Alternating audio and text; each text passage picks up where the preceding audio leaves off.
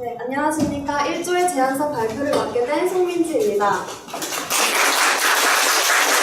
저희는 코트라의 빅데이터 기반 수출 지능형 모델 개발이라는 제안 요청에 따라 모델 개발에 대한 제안과 향후 개발 방향에 대한 제안을 하려고 합니다. 저희는 첫째, 현재 코트라의 내부와 외부 상황을 고려했을 때 추진 전략을 설명드리고 그에 따른 기대 효과에 대해 설명드리고자 합니다. 두 번째로 저희가 개발하고자 하는 모델에 대한 구체적인 기술 및 방법론에 대해 설명드리고자 합니다. 먼저 모델 개발의 목적입니다. 현재 코트라는 빅데이터 활용과 지능화 모델을 통해 중소수출 기업의 진출을 이끄는 리딩 무역 플랫폼을 달성하고자 합니다. 이에 맞춰 외부 환경으로는 급변하는 해외 시장에서의 무역 환경에 대한 대응과 중소기업의 해외 시장에 대한 정보가 필요하고 내부적으로는 코트라의 데이터의 축적과 그에 기반한 의사결정 체제의 수립, 또한 기업과 바이어 간 매칭 알고리즘이 필요합니다. 코트라의 빅데이터를 활용한 모델 개발을 통해 기업과 바이어 간 거래 매칭 및 수출 관리 컨설팅의 제공에 대한 필요성이 증대되고 있는 현 상황에서 코트라의 빅데이터를 성공적으로 활용하기 위해서 저희는 다음의 요소가 주요하다고 생각하는데요. 첫째, AI를 통한 맞춤형 매칭 서비스 제공. 둘째, 데이터를 기반으로 한 중소기업 컨설팅 모델 개발. 마지막으로는 확장 가능한 빅데이터 플랫폼 구축입니다. 이에 맞춰 코트라의 서비스 플랫폼을 구축하기 위한 저희의 추진 전략은 다음과 같습니다. 먼저, 기업 매칭을 최적화하기 위해 코트라의 빅데이터를 분석하고 그를 통한 활용 방안을 도출한 뒤 수출 지속지수 모델링을 통해 위험군에 속하는 중소기업에 대한 선제적인 지원을 할 것입니다. 둘째, 내부 자원을 효율적으로 활용하기 위해 지능형 모델을 통한 수출 향상 및 관리를 도모하고 이를 통한 매칭 업무 자동화로 내부 자원의 효율성을 향상시킬 것입니다. 마지막으로 기회비용을 최소화하기 위해 연계 가능한 빅데이터 플랫폼을 구축 및 관리하고 이를 통해 시행착오 비용을 최소화할 것입니다. 저희는 이를 통해 다음과 같은 효과를 창출하고자 하는데요. 단기적으로는 빅데이터의 접근성과 실용성을 증대시킴으로써 시행착오를 최소화하고 중기적으로는 체계적 모델을 개발해 이의 활용성을 강화함으로써 분석 모델 플랫폼의 안정성을 갖추고 장기적으로는 체계적 빅데이터의 활용 및 지속적인 운영을 가능하게 함으로써 이를 고도화하고자 합니다. 이를 통해 코트라는 맞춤형 자료 제공을 통해 중소기업의 필요를 충족시켜준과 동시에 지능형 모델을 통한 업무 효율성 및 수출 실적을 증대시키고 또한 분석 자료 및 시스템 재활용을 통한 지속적 있는 운영이 가능하게 될 것입니다. 다음으로는 저희가 개발하고자 하는 모델에 대한 구체적인 설명과 그 방법론에 대해 말씀드리고자 합니다. 먼저 현재 코트라의 데이터 활용 현황을 보자면 코트라의 데이터는 단순히 독립적으로 축적되어 있고 그 활용 또한 현황 및 상태 파악에 그치고 있습니다. 따라서 사후적 대응 서비스 위주로의 진행 및 처리가 이루어지고 있는데요. 만약 빅데이터를 기반으로 한 복합적인 데이터 활용이 가능해진다면 기업 맞춤형 서비스 지원을 향상하고 그에 따라 코트라 업무 효율성이 향상되며 뿐만 아니라 타 사업에도 적용하고 새로운 사업에도 확장 가능할 것이라고 생각합니다. 구체적인 모델 설명에 앞서 저희는 몇 가지 용어에 대한 정의를 하고자 하는데요. 저희는 매칭 성공 기준을 매칭 자동화에 따른 결과를 기반으로 한 실제 선적 여부를 기준으로 하려고 합니다. 즉, 소비재 대전에서의 매칭 성사에 그치지 않고 그 이후 실제 계약이 성사되어 물품을 수출하고 물품이 선적이 되었을 때 그것을 매칭 성공으로 볼 것이며 이것은 관세청 또는 국세청의 데이터를 통해 확인할 수 있을 것입니다. 다음으로는 매칭 영향 요인입니다. 저희는 매칭에 긍정적 또는 부정적 영향을 미치는 요인을 모두 고려할 건데요. 이는 코트라 내부 데이터 중 K기업 평가 항목을 기준으로 할 것입니다. 코트라 내 K기업 평가 항목을 보자면 수출 기업의 매출액, 인프라, 투자 규모 및 인력 자금 등의 구체적인 정보가 포함되어 있고 이들이 구체적인 값으로 수치화되어 있다고 판단했기 때문에 이것은 객관적인 자료가 될 것입니다. 저희는 이러한 내부적 요인뿐만 아니라 외부적 요인도 계약 성사에 큰 영향을 미친다고 생각하였는데요. 이러한 경제 환경을 반영하기 위해서 경기 선행, 후행, 동행 지수 같은 지수를 고려하였고 이들 중 적절한 것을 반영하도록 할 것입니다. 다음으로는 모델에 대한 소개입니다.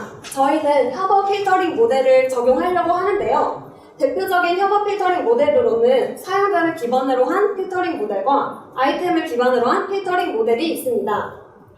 그림으로 쉽게 설명을 드리자면 사용자를 기반으로 한 필터링 모델은 A라는 사용자와 유사도가 높은 C 사용자를 고른 후 A 사용자가 구매했던 이력이 있는 물품을 C 사용자에게 추천하는 모델이고, 아이템을 기반으로 한 필터링은 말 그대로 아이템에 대한 유사도를 측정해 A라는 물품과 C라는 물품의 유사도가 높게 측정이 된다면 C라는 물품을 구매하는 사용자에게 A라는 물품을 추천하게 되는 모델입니다.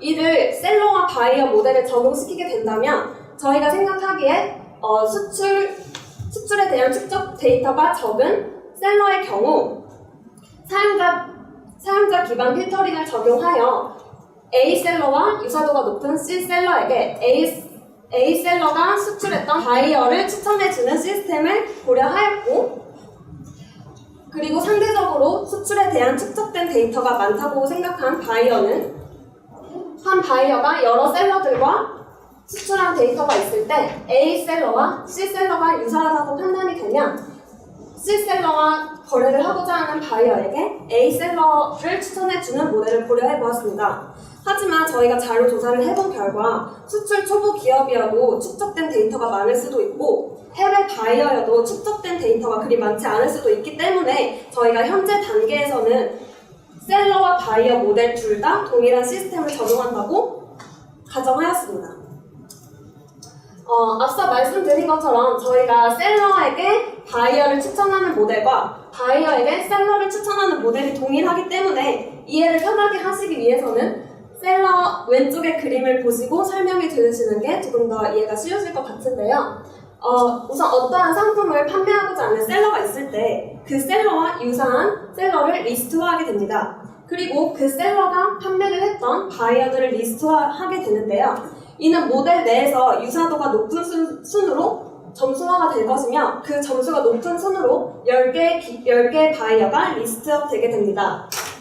그림에는 한 명의 셀러와 한 명의 바이어가 리스트되는 것처럼 보이지만 실제 모델 안에서는 여러 명의 셀러와 여러 명의 바이어가 리스트화되고 그중 점수가 높은 탑 10의 바이어가 검색 결과에 도출되게 됩니다. 이에 따라 셀러와 바이어가 매칭되게 됩니다. 다음으로는 이에 대한 모델 검증인데요. 저희는 코트라 내부 축적 데이터를 트레이닝 데이터와 테스트 데이터를 구분해 트레이닝 데이터로는 모델링을 진행하고 완성된 모델에 테스트 데이터를 대입함으로써 모델을 검증하고자 합니다. 또한 이것을 반복적으로 수행함을 통해 모델의 적중률을 향상시킬 것입니다. 다음으로는 수출 지속 가능 지수인데요. 저희는 이 지수화를 통해 수출 영향 요인을 발굴함과 동시에 기업이 수출을 지속할 수 있는 방향을 제시하고 수출 초보 기업 대상 수출 실적 데이터 현황 분석에 대한 결과를 도출하고자 합니다. 이를 위해 수출 지속 기업의 특성을 분석해서 이를 통한 수출 지속 가능성 지수화 모델을 수립하고 위험군 범죄에 속한 기업을 모니터링 및 서비스 활용 방안을 도출하고자 합니다. 먼저 용어에 대한 정의입니다. 저희는 수출 지속 가능 지수를 수출 초보 기업의 수출 지속 가능성을 측정하기 위한 지표로 정의했는데요. 이는 매우 좋음, 나쁨, 매우 나쁨의 4가지 범주로 나타나게 됩니다. 여기서 수출 초보 기업이랑 코트라 내부 정의에 따라 전년도 수출 실적이 50만 불 이하의 수출 기업을 의미하게 됩니다. 저희가 여기 지수화를 하기에 앞서 수출 품목의 특성에 따라 각 수출 기업을 군집화할 예정인데요. 이 군집화를 했을 때 군집별 수출액이 최하위 범위에 속하는 경우를 중단 기업으로 정의할 것입니다. 그리고 따로 지원 및 관리를 위해 따로 분류하게 될 위험군 같은 경우는 향후 3개월 이내에 수출이 중단될 가능성이 있는 기업을 의미하며 향후 3개월간 월별 수축치는 시계열 분석을 통해 예측하고자 합니다.